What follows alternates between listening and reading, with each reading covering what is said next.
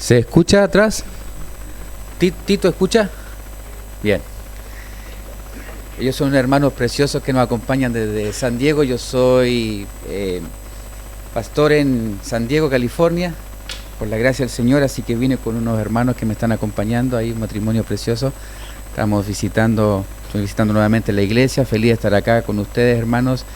Y bueno, se me extendió esta invitación de poder venir y poder enseñar la palabra que es nuestro pan, nuestra comida, nuestro alimento, como bien decía la hermana, que qué precioso y qué bienaventurado. Somos extremadamente felices porque podemos tener la voz de Dios cada momento cuando leemos la Escritura.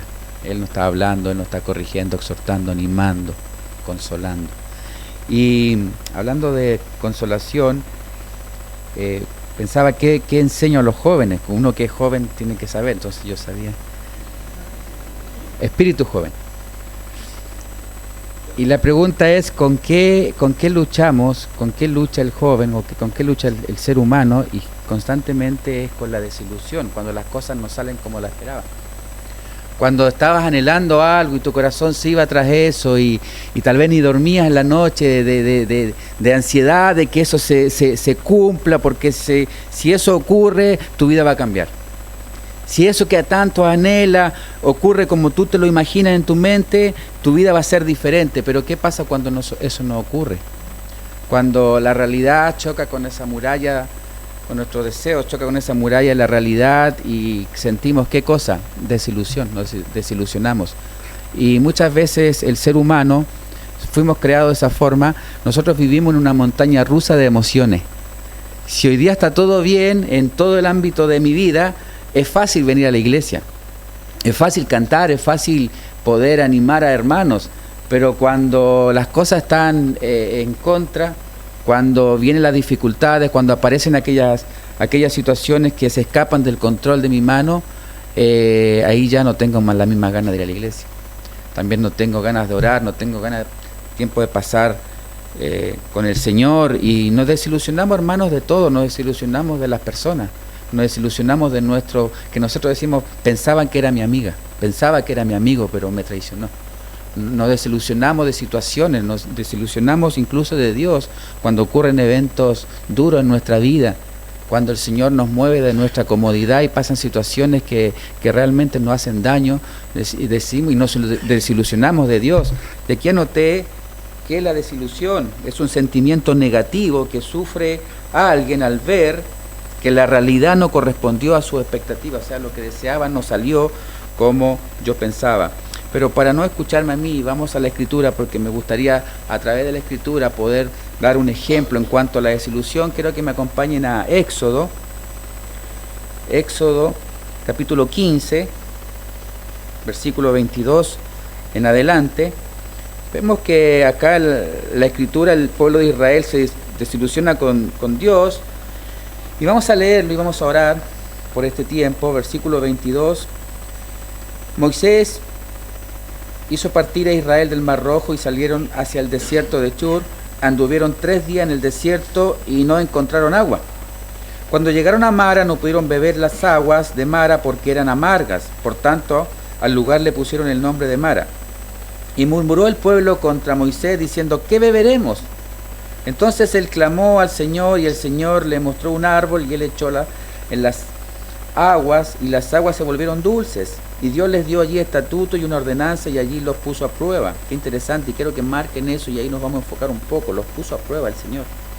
Versículo 26, y dijo, si escuchas atentamente la voz del Señor tu Dios y haces lo recto ante sus ojos y escuchas sus mandamientos y guardas todos sus estatutos, no te enviaré ninguna de las enfermedades de las que envié a los egipcios, porque yo, el Señor, soy tu sanador. Versículo 27 y último, llegaron a Elim, donde había 12 fuentes de agua y 70 palmeras, y acamparon allí junto a las aguas. Acompáñenme a orar, por favor. Señor, te damos gracias porque hemos abierto tu santa palabra. Señor, te pedimos, por favor, que el Espíritu Santo sea iluminándonos, Señor. En aquellos, Señor, que te conocen, que tienen esa relación contigo íntima, Señor, por favor ayuda. Y aquellos, Señor, que Tal vez están acá y aún no han tenido ese encuentro contigo, Señor. Te pedimos, Padre amado, que tu palabra haga ese efecto. Que solo tu palabra da vida, Señor. Tu palabra es la que necesitamos, Señor, para pasar de ese estado de muerte espiritual a la vida eterna, Señor. Te pedimos que utilice este texto, Señor, para tu gloria, Señor. En nombre de Cristo Jesús oramos. Amén. Si se fijaron, versículo 22 al 24, la desilusión revela ¿qué cosa? Lo que hay en nuestro corazón. Del versículo 25, si ponen atención ahí, la desilusión pone a prueba ¿qué cosa? Nuestra fe. Y por último, versículo 26 al 27, la desilusión afirmará lo que creemos. Entonces, en el contexto de este pasaje, como para no leerlo y estudiarlo de una forma aislada, nosotros podemos ver que desde Génesis 1 a Génesis 11, Dios trata con la humanidad, creando la humanidad. Sabemos que la humanidad falla porque todo designio, como dice Génesis, y pensamiento, el corazón del hombre es continuamente al mal. Entonces tenemos la historia de Caín y Abel, tenemos la historia de Adán, tenemos la historia de allá en Génesis 11 de la Torre de Babel y cómo Dios, a contar de Génesis 11 al final, dispersa las lenguas y separa la humanidad en diferentes idiomas. Y de Génesis 11 a Génesis 12 han pasado cerca de 2000 años.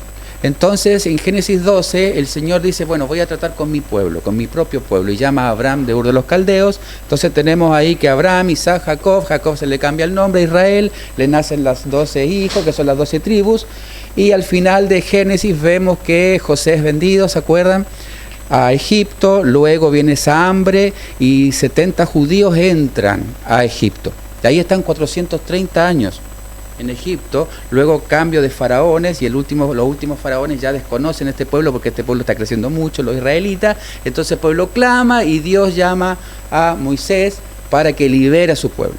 Entonces el pueblo, ya todos lo sabemos, aparecen las plagas, el pueblo es sacado de Egipto, cruzan el Mar Rojo, los egipcios que lo seguían mueren ahogados y ahí entra nuestro texto. Génesis 15, ahí están.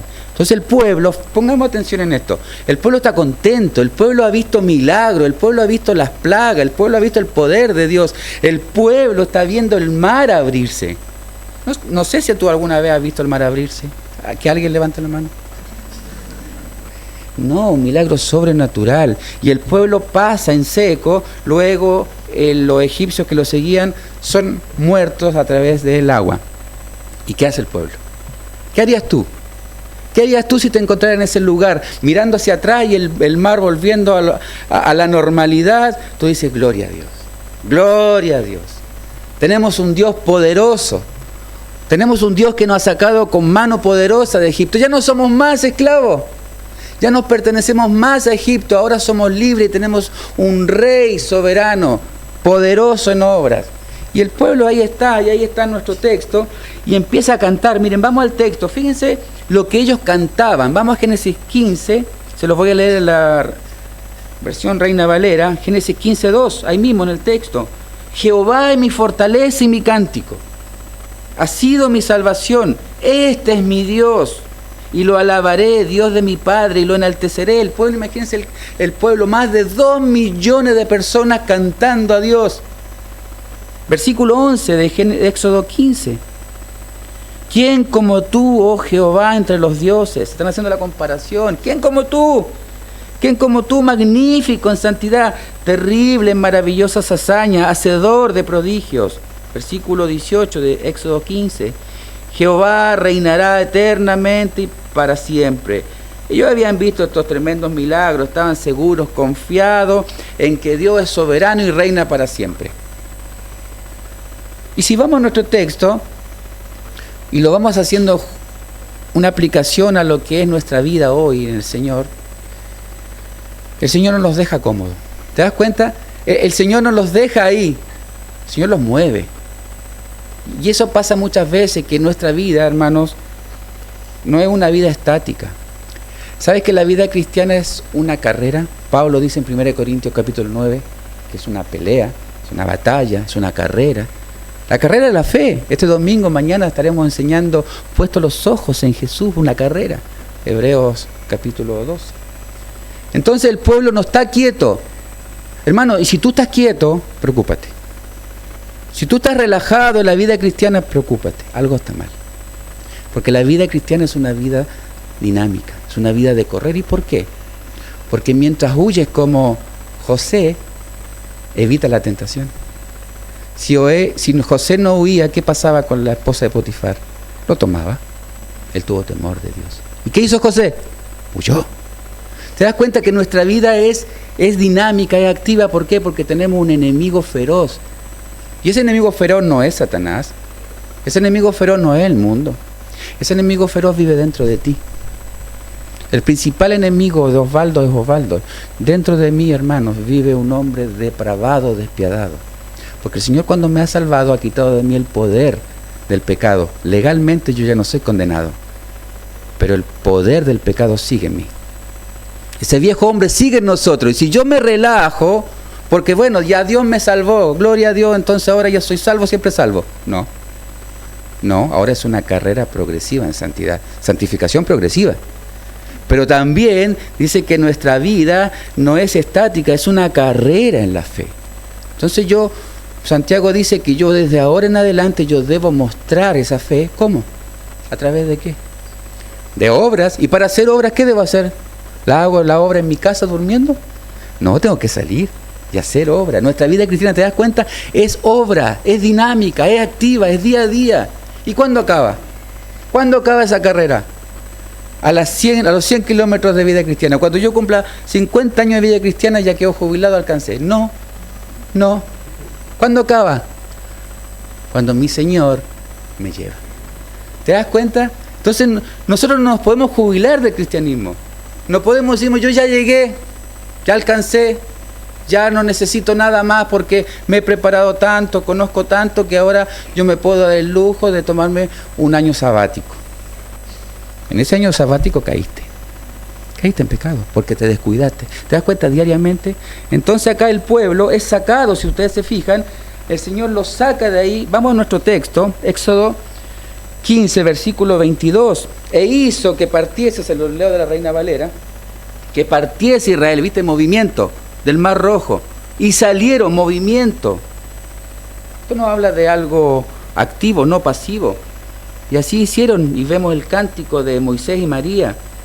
Entonces cuando estamos cómodos, cuando no hay dificultades, fácil cantar canciones como la que acabamos de cantar, preciosa, es fácil. Cuando no hay mucho problema, cuando relativamente está todo en paz, está quieto, no hay movimiento en mi vida, es fácil.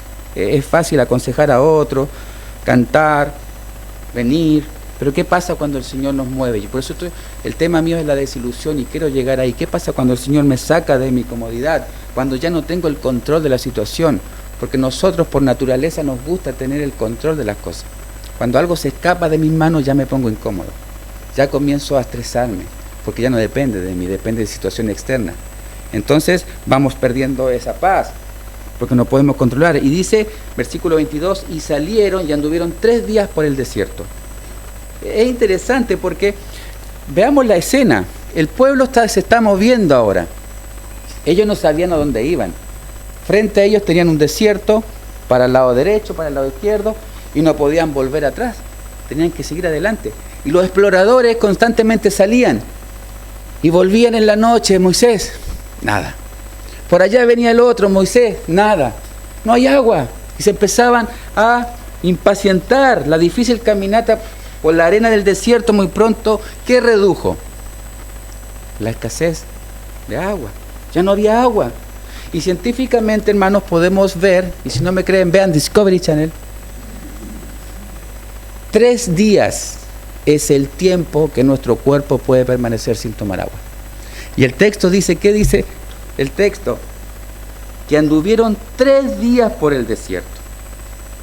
Entonces la difícil caminata por el desierto produce eso. Dios lo estaba llevando ¿a dónde? Algunos los veo texteando, a ver si es verdad, están googleando.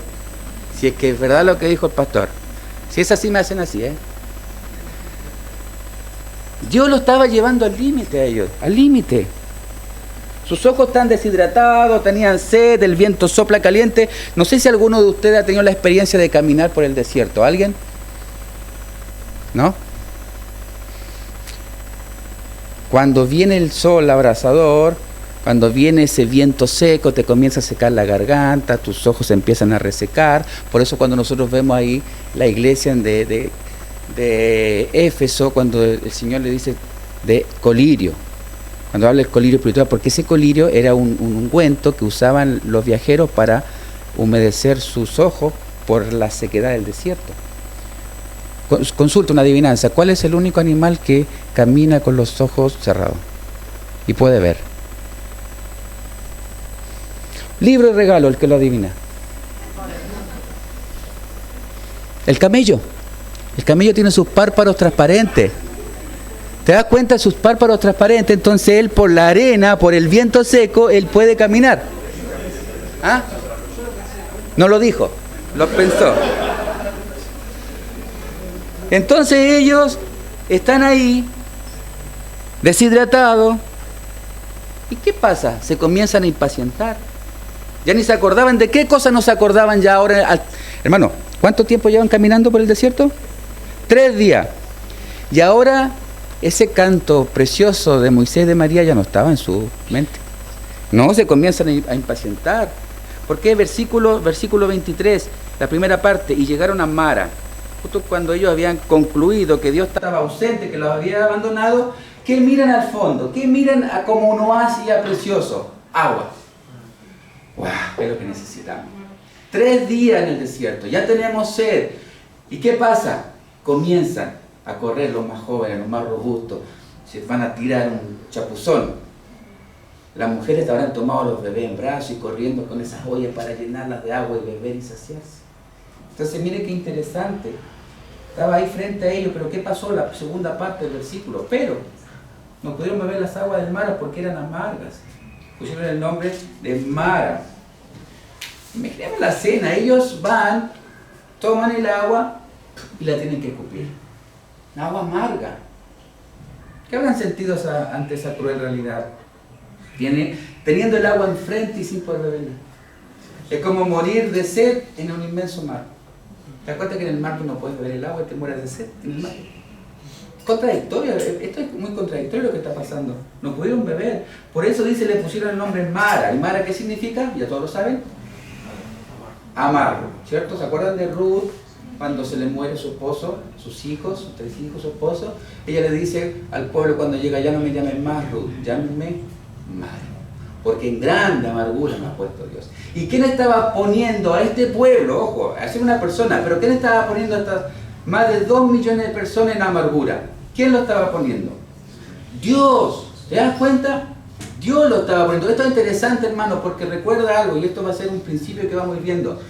Si te está pasando algo ahora, es porque Dios lo ha permitido. Dios te ha llevado ahí. No fueron tus malos cálculos, ojo. No fue una mala decisión tuya. Dios te está llevando. ¿Y por qué te está llevando Dios ahí? Porque Dios quiere trabajar en tu vida en una área que tú estás débil. En un área que debemos crecer. Dios cuando nos lleva al límite de nuestra fuerza es porque Dios necesita trabajar con nosotros ahí. ¿Te das cuenta? Entonces Dios lo está llevando a este lugar. ¿Y el pueblo qué pasa? ¿Qué hizo el pueblo? Versículo 24. Entonces el pueblo murmuró contra Moisés y dijo, ¿qué hemos de beber? Ahora comenzaron ¿qué cosa? Las quejas.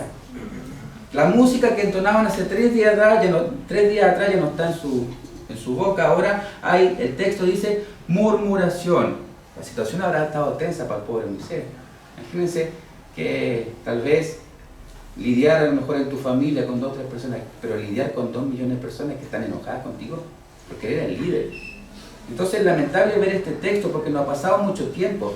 Ellos, hermanos, habían visto milagros no hace 1 año atrás, no hace 1 mes atrás, hace solamente 3 días atrás ellos habían visto el mar abrirse, habían visto el milagro, pero comenzaron las quejas. ¿Por qué Moisés nos ha traído acá? ¿Por qué Dios está jugando con nosotros? Parece como una broma de mal gusto. 3 días atrás ellos estaban felices, pero ahora están amargados. Y acá estaba la clave de su enojo, porque el pueblo estaba cansado por caminar 3 días, necesitaban un refrigerio, necesitaban un descanso, y qué mejor que sea ahora, y ahí está el agua frente a nosotros, pero, y esta es la clave del texto, no ocurrió como ellos deseaban. ¿Te das cuenta? No ocurrió como ellos deseaban, como ellos querían. Es interesante la primera parte del versículo. Entonces el pueblo murmuró contra Moisés. ¿Contra quién se enojó el pueblo? El texto dice contra su líder. Contra Moisés. ¿Y por qué contra Moisés? Porque ellos estaban impresionados. Fíjate este detalle. Para muchos de ellos, el que abrió el mar no fue Dios. ¿Quién fue? Moisés. Entonces Moisés ahora está siendo un superhombre. Entonces yo ahora estoy poniendo mi fe en Moisés. Entonces la queja va contra Moisés porque ellos dejaron de ver a quién. Ellos dejaron de ver a Dios, dejaron de ver el poder de Dios y se comenzaron a enfocar en quién. Y ahí está el problema. En el hombre, en su líder. Y ahora están decepcionados con él y su admiración pasa a ser una desilusión. Y hermanos, lo mismo pasa con nosotros cada vez que tenemos puesta nuestra esperanza en algo o en alguien. Lo mismo, corremos el serio riesgo y real riesgo de desilusionarnos. Tus amigos te van a desilusionar. Tu familia te va a desilusionar, porque ellos se van a equivocar. ¿Y qué va a pasar con nosotros? Nos angustiamos, porque confiábamos, porque creíamos en ellos. Bueno, no está mal confiar en la persona. El punto es cuando dejamos de mirar a Dios. El punto está cuando comenzamos a poner nuestra esperanza en algo o en alguien. El Señor desea que aprendamos a confiar en los demás, pero que no descuidemos primeramente, ¿qué cosa? Nuestra comunión íntima con Él. Porque Él sabe que nosotros nos fallamos. Entonces hemos visto el versículo 22 y 24 y dice que la desilusión revela, saca a la luz, ¿qué cosa? Lo que hay en mi corazón. Cuando nos encontramos con algo que no esperamos, eso nos descoloca, nos hace reaccionar y eso va a reflejar naturalmente lo que hay en mi corazón. Como dice el versículo, lo que hay en su corazón, tal es él. Yo puse acá que la desilusión es como un espejo que muestra mis arrugas. La desilusión saca lo más feo o lo más lindo que pueda haber en nosotros. Hermano, podemos decir muchas cosas en la iglesia. Podemos aparentar muchas cosas ante los demás. Pero cuando ocurre un hecho que te descoloca, cómo reacciona, eso es lo que tú eres. Eso es lo que tú eres. Es tu reacción. Es lo que sale de ti de inmediato cuando algo que no esperaba te ocurre, te descoloca. Entonces, vamos a ver el segundo punto, la desilusión pone a prueba nuestra fe, versículo 25. Y Moisés clamó a Jehová, y Jehová le mostró un árbol, y lo echó en las aguas, y las aguas se endulzaron, allí le dio estatuto y ordenanza, allí lo probó. Esta es una prueba a nivel ya superior. Hermano, y acá está el punto. Dios utiliza la prueba. Dios no tienta. Dios prueba. Y acá Dios está utilizando la prueba. Y Dios utiliza la prueba para que nosotros podamos ver nuestro compromiso con Él. Porque podemos decir muchas cosas. Podemos cantar muy bonito. Pero Dios utiliza la prueba para que nosotros veamos nuestro compromiso con Él, porque decimos que le amamos, que Él es hermoso, que siempre le serviremos, pero al momento de la prueba se nos olvida fácilmente lo que dijimos. Como el pueblo de Israel, 3 días atrás estaban cantando y ahora se están lamentando y quejando. En el momento de la dificultad nos enojamos y se nos olvida que Dios nos llevó allí. Eso es importante, hermano. Recuerda que en el momento de la dificultad que estás pasando tal vez hoy, recuerda esto, y esto le va a hacer bien a tu alma, para que descanse, estar quieto y conocer que yo soy Dios, dice el Señor. Si tú estás pasando por un momento de angustia, un momento de desilusión, un momento en que estás pasándola mal, y Dios te ha llevado ahí. ¿Te das cuenta? Pasó por el trono de la gracia primero, Él lo autorizó. Él lo autorizó, porque Él está trabajando en nosotros. Dios los llevó al pueblo ahí. Es importante entender esto, porque el texto dice que Dios los llevó al mar. Por ejemplo, en Estados Unidos, yo para moverme por la autopista, yo necesito un GPS sí o sí, o si no me pierdo. porque son tantas y si paso de largo tengo que andar muchos kilómetros y volver, sí o sí. En este texto nosotros vemos que todavía el GPS nos había inventado.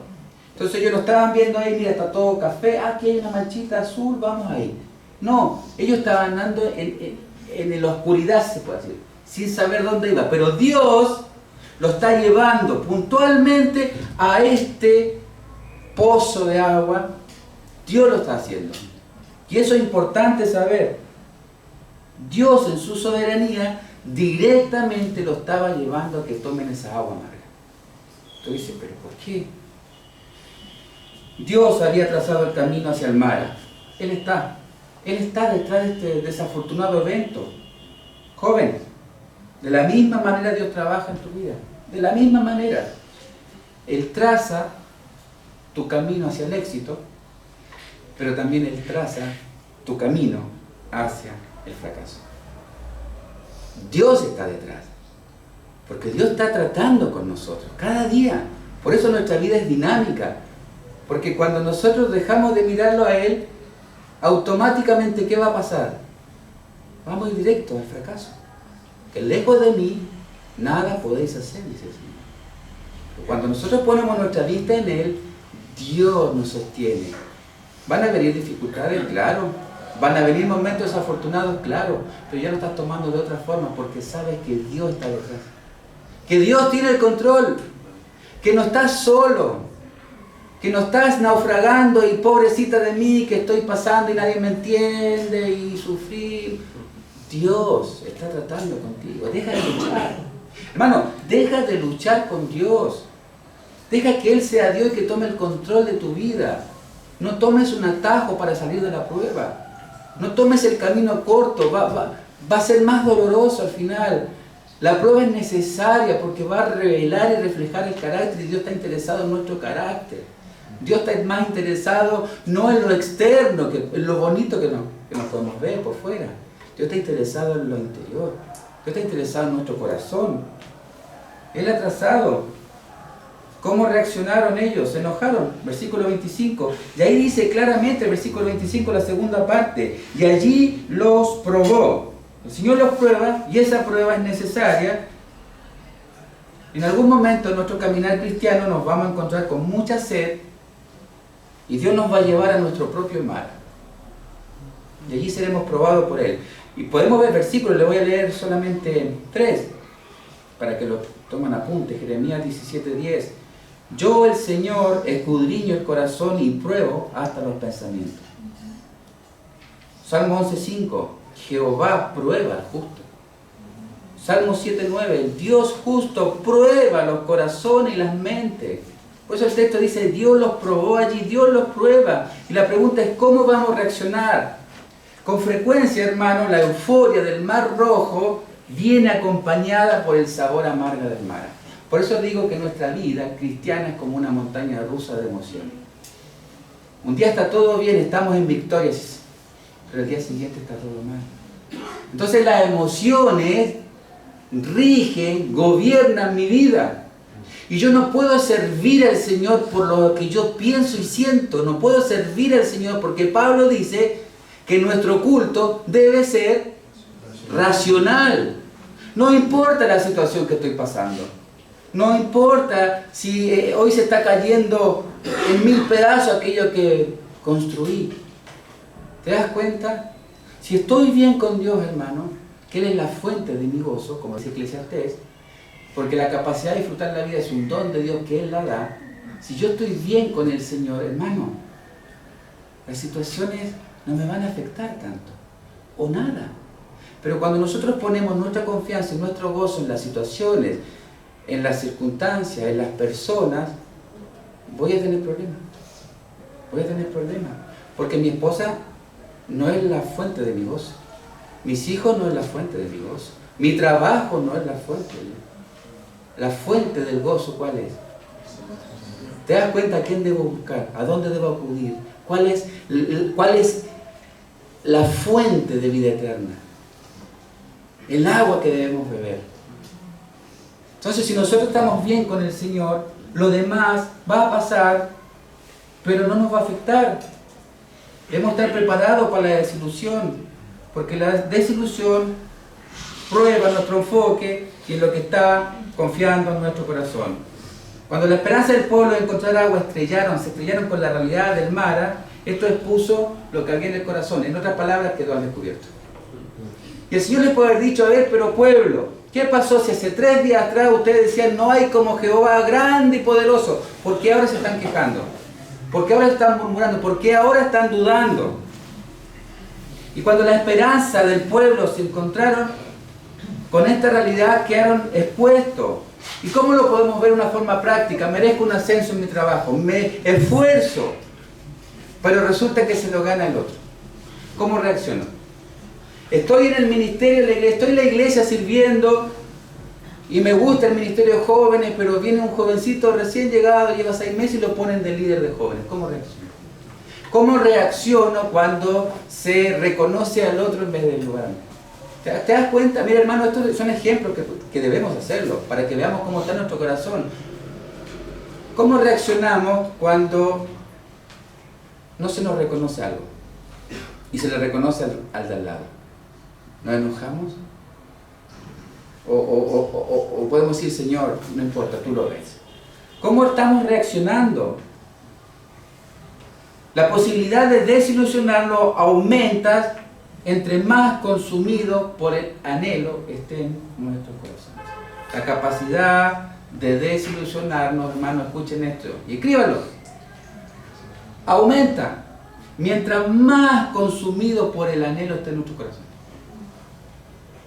Hay cosas que no nos dejan ni dormir y pensamos erróneamente que si eso ocurre, yo voy a ser el cristiano más fiel de cada. Cuando ocurra eso, voy a diezmar el doble. Cuando el Señor me dé eso, no sabe. ¿Te das cuenta? Estamos, y así se nos va la vida. ¿Por qué eso no ocurre? Porque el Señor nos hace enfrentar con esa realidad. Y miren, para algo práctico, y esto acá veo muchos jóvenes y algunos están casados, y esto es importante, miren, en una encuesta hecha, ¿por qué fracasan los matrimonios? ¿Sabes cuál es la principal razón por qué fracasan los matrimonios? Porque las expectativas no fueron satisfechas. Muchos jóvenes llegan al matrimonio con la expectativa de que esa persona me va a hacer feliz. Muchos jóvenes llegan al matrimonio pensando que esa persona le va a dar la seguridad y estabilidad que nunca tuvo en casa. Muchos matrimonios, muchos jóvenes o jovencitas llegan al matrimonio pensando en que la otra persona encontrarán el sentido por fin a su vida. Es famosa la famosa frase: mi príncipe azul. Pero el príncipe azul se transformó en un sapo. No era lo que era, no era. ¿Te das cuenta? Porque nuestro anhelo está tan consumido en una realidad que invento y pienso que la otra persona me va a hacer feliz, pero si yo no encuentro la felicidad, el gozo en el Señor, no lo voy a encontrar jamás en Él. ¿Te das cuenta de eso? La capacidad de disfrutar la vida es un don de Dios y la única forma que yo puedo ser feliz y entregar ese amor a mi futuro esposo o esposa es si yo estoy bien con el Señor. Si el Señor es suficiente para mí. Me acuerdo, paréntesis, cuando estuve estudiando acá en Buenos Aires hace muchísimos años atrás, todo era en blanco y negro. Yo llegué, a Palabra de Vida fue, y estuve 6 meses, me acuerdo, iba a la laguna todos los días. Y le decía al Señor: yo me quiero casar. Yo ya tenía más de 30 años. Me quiero casar, Señor. Era un anhelo. Pero después de 4 o 5 meses de ir y meditar con el Señor, mis palabras hacia Él eran: Señor, ya está. Si no me das mi esposa, Señor, para mí está bien. Yo contigo soy feliz. Para mí tú eres suficiente. Y era algo tan honesto, hermano, no lo podía explicar, pero era tan real en mí, que el Señor después de eso, al mes y medio más o menos, me presenta a mi esposita. Esto no se lo recomiendo a todos, pero estuve con ella. Letra pequeña. Miren esto, letra pequeña, esto me ocurrió a mí. No es que te va a ocurrir a ti. Yo la conocí por primera vez, la veo, y sabes que a los 3 meses estábamos casados. No, pues eso te lo recomiendo. Tómate más tiempo. A los 3 meses estábamos casados y llevamos 14 años casados. Tenemos 3 preciosos niños. Y nunca hemos discutido ni peleado. Era la mujer que el Señor tenía para mí. ¿Te das cuenta? Pero ¿qué pasó antes? El Señor tuvo que cambiar en mí algo. Porque yo pensaba, yo quería una esposa para que me hiciera feliz. Yo quería una mujer para no estar solo, egoísmo. Yo quería alguien que me acompañara, no, Señor, contigo es suficiente y basta. Si el Señor no me da una esposa, para mí, Señor, está bien, porque tú eres suficiente. Hermano, si el Señor es suficiente para ti, lo tienes todo. No necesitas nada más, eres bienaventurado, extremadamente feliz, porque tienes la fuente del gozo en tu corazón. Él es suficiente. Pero muchas veces intercambiamos los roles, por eso dicen fracasan los matrimonios, porque llegamos con una expectativa errónea al matrimonio. Y esto lo podemos trasladar a la iglesia, entonces venimos a la iglesia esperando en ella encontrar esa paz que no encontramos en el mundo. ¿Te das cuenta? Esa amistad. Pero pasó un hermano por el lado, no me saludó, uno vengo. Se cree este, no me saludó. ¿Te das cuenta que vivimos ahí muy en el filo de las cosas? Las personas esperan que otros hagan por ellos lo que solo Dios puede hacer. Ponemos nuestra esperanza en personas, no en Dios. Queremos que personas nos den el gozo que solo Dios nos puede dar. Miren el rey David, se lo leo, Salmo 62, 1. Alma mía, en Dios solamente reposa, porque de Él es mi esperanza. Él solamente es mi roca y mi salvación. Él es mi refugio, no resbalaré. En Dios está mi salvación y mi gloria. En Dios está mi roca fuerte y mi refugio. Pablo en Colosenses 3. Si pues haber resucitado con Cristo, buscad primeramente las cosas de arriba, donde está Cristo sentado a la diestra. Poned la mira en las cosas de arriba, no en la tierra. Él es suficiente. Y por último, el último punto. Versículos 26 y 27. La desilusión afirmará nuestra convicción. Versículo 26. Y dijo, si oyeres atentamente la voz de Jehová tu Dios, e hicieres lo recto delante de sus ojos, y dieres oído a sus mandamientos, y guardares todos sus estatutos, ninguna enfermedad de la que envía a los egipcios te enviaré a ti, porque yo soy Jehová tu sanador. Dios utilizó la experiencia del Mara para prometerle a Israel. Este es un contexto, no es que esto va a ocurrir. Muchos toman esto para la teología de la propiedad o de la sanación, donde se nos dice, bueno, si confiamos en Él, ninguna enfermedad tendremos. Eso va a ocurrir cuando nos moramos, partamos con un cuerpo glorificado, ahí nunca más nos vamos a enfermar. Pero este texto tiene un contexto, y el contexto es que aquella maldición que vendrán a los enemigos del pueblo de Israel, no vendrán a ellos si ellos obedecen.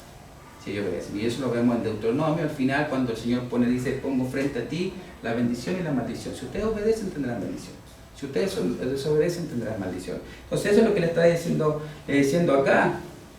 En palabras sencillas, el pueblo tenía que guardar los mandamientos y obedecerlos para que Dios los bendiciera. ¿Y qué pasó con el pueblo duro? Terminando. El Señor lo pudo haber consumido él mismo por su incredulidad, por su falta de fe, por su murmuración. Pero nuestro Dios, que es rico en misericordia, ¿qué hace? Versículo 27, los lleva a Elim. ¿Te das cuenta?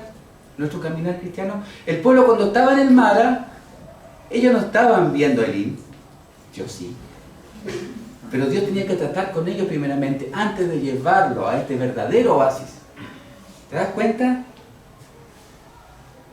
Y llegaron a Elim, donde había 12 fuentes de agua y 70 palmeras, y allí acamparon junto a las aguas. Después de la amargura del Mara, Dios conduce. Como dice Salmo 3:5, el llanto puede durar toda la noche, pero a la mañana vendrá el grito de alegría. Pareciera que no había una salida, pero Dios les tenía preparado un verdadero oasis. Miren, habían 12 palmeras, fuentes de agua, perdón, una por cada tribu casi, y 70 palmeras. Qué interesante. Y el pueblo, estando en el Mara, no podía ver el Elim, pero Dios sí. ¿Qué nos enseña esto, hermanos? Que el pueblo solo tenía que confiar. Si el pueblo pudo abrir, Dios pudo abrir el mar cuando tenían a los israelíes, a los egipcios aquí atacándolos, de par en par, ¿por qué Dios no los podía llevar a una fuente de agua? Ellos tenían que esperar y confiar. Queridos jóvenes, si hoy está en el mar, debemos entender algo. Dios nos ha llevado a Él. Y deja que Dios haga el trabajo. No te apures. No te enojes. No te desilusiones. No murmures. El que comenzó la buena obra, ¿qué dice? La perfeccionará. Dios es soberano. Y nada de lo que me ocurre sin que Él intervenga. Absolutamente nada. Nosotros somos muy buenos para esa teología de decir Dios es soberano, descansa. Pero cuando me toca a mí, ahí es donde yo debo poner a prueba mi teología. Es fácil decir a otro, Dios es soberano, pero ¿qué pasa cuando Dios trata conmigo? Cuando me da una enfermedad grave, cuando aparecen los problemas económicos. La pregunta es, ¿Dios sigue siendo soberano? El problema es cuando me toca a mí, cuando Dios trata conmigo. Es ahí donde debo poner a prueba mi fe, cuando debo poner a prueba mi teología. Es ahí. ¿Qué debemos hacer entonces? Descansar. Porque en la prueba, Él nos sostendrá. Él, aunque ande en valle de sombra de muerte, dice el salmista, no temeré, porque tú estarás conmigo. Y podríamos terminar acá, y podríamos decir, el pueblo aprendió. Miren, le damos al 16, rapidito, solo el 1 al 3. Y partieron de Elim, otra vez, ¿te das cuenta? Dinámico, la vida dinámica, Dios no los dejó ahí en Elim, los mueve nuevamente. Y toda la congregación y los hijos de Israel llegó al desierto de Sin, que está entre Elim y Sinaí, al día 15 del segundo mes después de su salida de la tierra de Egipto. Y toda la congregación de los hijos de Israel, ¿qué hacen? Murmuró contra Moisés y contra Aarón en el desierto. Y los hijos de Israel decían, ojalá, decían, séntela. Hay que aprender a leer, ¿viste? Porque cambia el ojalá con el ojalá.